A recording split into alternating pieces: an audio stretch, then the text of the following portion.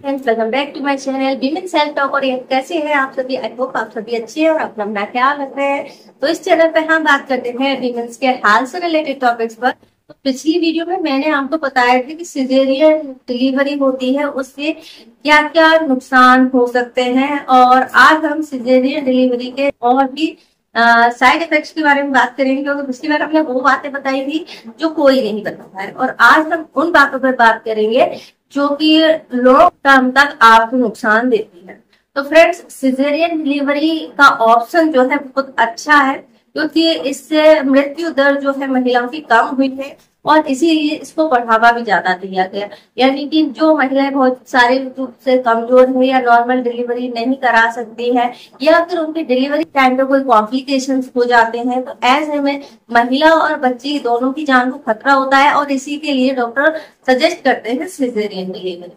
लेकिन आजकल जो जितने ज्यादा केस हो गए हैं, लगभग 95% केस अगर आप देखेंगे तो आपकी फैमिली में या आपके अड़ोस पड़ोस में आप देखेंगे इतनी कॉमन हो गई है सिजेरियन डिलीवरी कराना। कई बार अज्ञानतावश लोग या जानकारी के अभाव में करा लेते हैं, सोचते हैं कि कम टाइम में हो जाएगा, सब कुछ अपने आप हो जाएगा। इस चक्कर में डिलीवरी करा लेते हैं, और नॉर्मल डिलीवरी की बातें सुन के या उसमें जितना पेन होता है उसको सुन करके भी महिलाएं सिजेरियन डिलीवरी सजेस्ट करती है। कई बार डॉक्टर सजेस्ट करते हैं, कई बार आप मोहब्बत देख के भी सिजेरियन डिलीवरी कराते हैं। लेकिन आपको क्या पता है कि इसके जो साइड इफेक्ट्स हैं वो आपको लाइफ टाइम तक भोगने पड़ते हैं, और आज हम उन्हीं साइड इफेक्ट्स के बारे में बात करेंगे जो कि एक नॉर्मल डिलीवरी में आपको बहुत जल्दी खत्म हो जाते हैं। नॉर्मल डिलीवरी के तो वैसे साइड इफेक्ट्स केवल एक ही है कि अगर कॉम्प्लिकेशन है तो फिर बहुत ज्यादा रिस्क हो जाता है बच्चे और माँ के लिए। लेकिन सिजेरियन डिलीवरी में अगर आप इस तरीके की डिलीवरी कराते हैं तो ये डिलीवरी के बाद होने वाले साइड इफेक्ट्स है।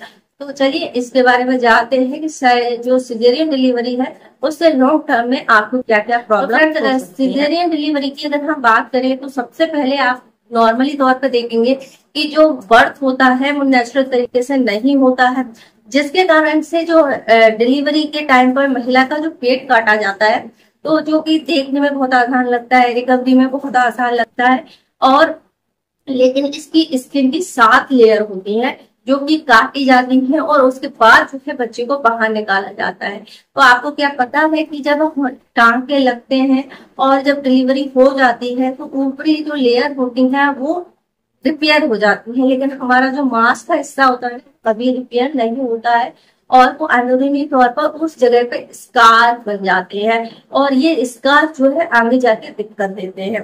कैसे दिक्कत देते हैं? आपने सुना होगा जिन लोगों की पहली डिलीवरी सिजेरियन होती है उसकी नॉर्मल डिलीवरी नहीं होती है, आप दूसरा या तीसरा जो भी बच्चा पैदा करना चाहे वो नहीं होती है। इसको आगे हम कंटिन्यू करेंगे, उसके पहले स्कार्स की बात कर रहे हैं तो इसी पे पहले कंटिन्यू कर लेते हैं, नहीं भूल जाओ। तो जो नॉर्मल डिलीवरी होती है वो नॉर्मल तरीके से बर्थ होती है, जिसके कारण से वहाँ ब्लीडिंग कम होती है, और सिजेरियन डिलीवरी में जो है ब्लीडिंग बहुत ज्यादा हो जाती है, जिसके कारण से महिला जो है अंदरूनी तौर पर बहुत ज्यादा कमजोर हो जाती है। लेकिन उसको यह हाल फिलहाल पता नहीं चलता, क्योंकि वो मेडिकेशन पे होती है, उसको दवाइयां दी जा रही होती है, इंजेक्शन दिए जा रहे होते हैं, जिसके कारण से उसका शरीर अंदर से कितना कमजोर हो गया उसको पता नहीं चलता, दर्द महसूस नहीं होता। लेकिन जब ये डिलीवरी हो चुकी होती है और आपकी मेडिसिन बंद हो जाती है तब आपको ये फील होने लगता है।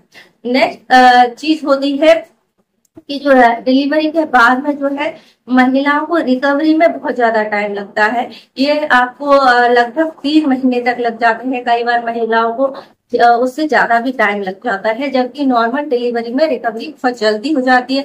आपने देखा ही होगा कि जिनकी नॉर्मल डिलीवरी होती है वो 15 या 20 दिन में उठकर चलना फिरना और छुप काम करना वगैरह करने लगती है। लेकिन सिजेरियन डिलीवरी में आपको पूरी तरीके से मना कर दिया जाता है कि अभी आपको कोई बाहरी चीज नहीं उठाना है, अब ये नहीं करना है, वो नहीं करना है, 3 महीने तक तो बिल्कुल नहीं करना है।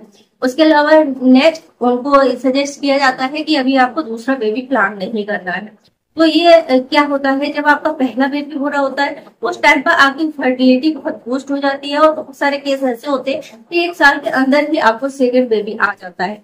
इसमें ये दिक्कत आती है कि जिन लोगों की नॉर्मल डिलीवरी होती है वो आराम से बेबी कर सकते हैं, उनकी डिलीवरी भी नॉर्मल तरीके से हो जाती है, उनको दूसरी डिलीवरी में उतनी दिक्कतें भी कम होती हैं, क्योंकि उनका शरीर उस तरीके से बन चुका होता है।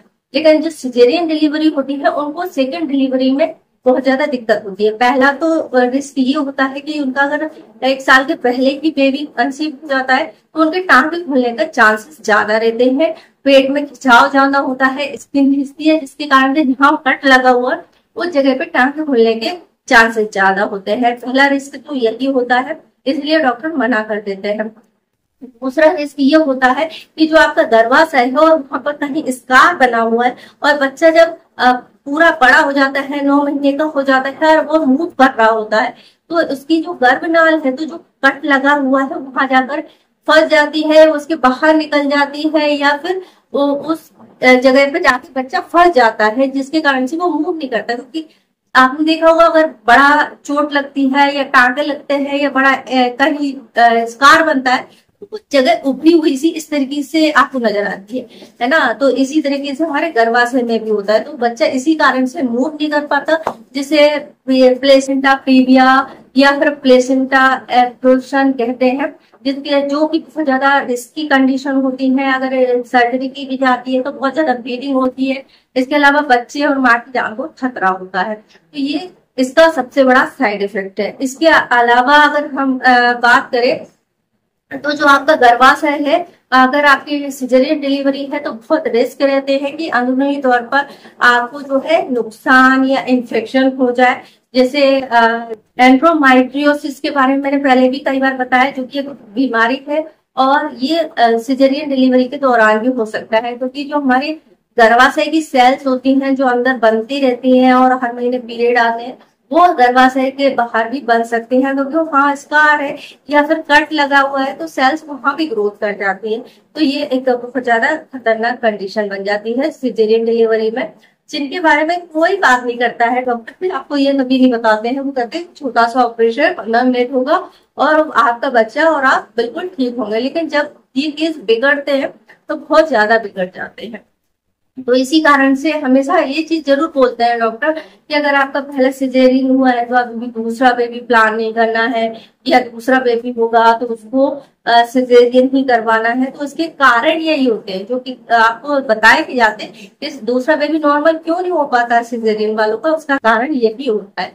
इस कारण से जो है सिजेरियन डिलीवरी के ये बहुत खतरनाक साइड इफेक्ट होते हैं।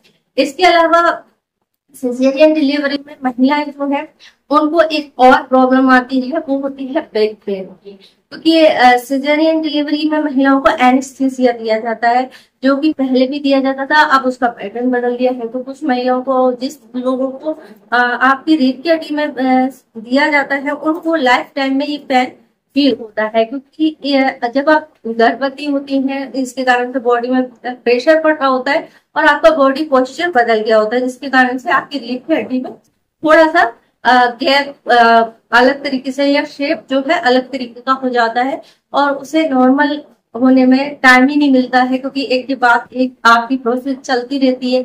बच्चा 3 साल का है, 4 साल का है, जब तक तो आपको अपने लिए टाइम नहीं है और आपका शरीर इतना कमजोर है कि आप उसको नहीं कर पाते हैं। अगर आपको सिजेरियन डिलीवरी है, डॉक्टर ने बेल्ट दिया है तो सपोर्ट के लिए बेल्ट जरूर यूज कीजिए, जो कि आपकी इस तरह की तकलीफों को कम करता है। ये सभी जो साइड इफेक्ट्स हैं सिजेरियन डिलीवरी के आपको पता थे? अगर आपको पता थे तो आप कमेंट्स में बता सकते हैं, नहीं पता थे तो आप बताइए कि ये जानकारी आपको कैसी लगी है। अच्छी लगी है तो वीडियो को लाइक कीजिए, ज्यादा से ज्यादा महिलाओं में शेयर कीजिए, अवेयर कीजिए और डॉक्टर से बात कीजिए कि इसके क्या क्या सच में साइड इफेक्ट्स है, तो आपको डिसीजन लेने में आसानी होगी। और अगर बच्चे की कोई कॉम्प्लिकेशन है, बहुत ज्यादा खतरनाक स्थिति है, तो फिर आप सिजेरियन डिलीवरी करा सकते हैं। बल्कि उसके अलावा आप चाहें तो नॉर्मल डिलीवरी का ही प्रयास कीजिए। और नॉर्मल डिलीवरी के लिए आपको क्या क्या करना है, कैसे कैसे करना है, इस पर मैंने प्रीवियस में वीडियो बनाई हुई है, तो आप उनको देखिए और उनको फॉलो कीजिए। उन टिप्स को, नॉर्मल डिलीवरी आराम से हो जाएगी। वीडियो की जानकारी अच्छी लगी तो वीडियो को लाइक करें, शेयर करें, हमारे चैनल को सब्सक्राइब करें। वीडियो देखने के लिए आपका धन्यवाद।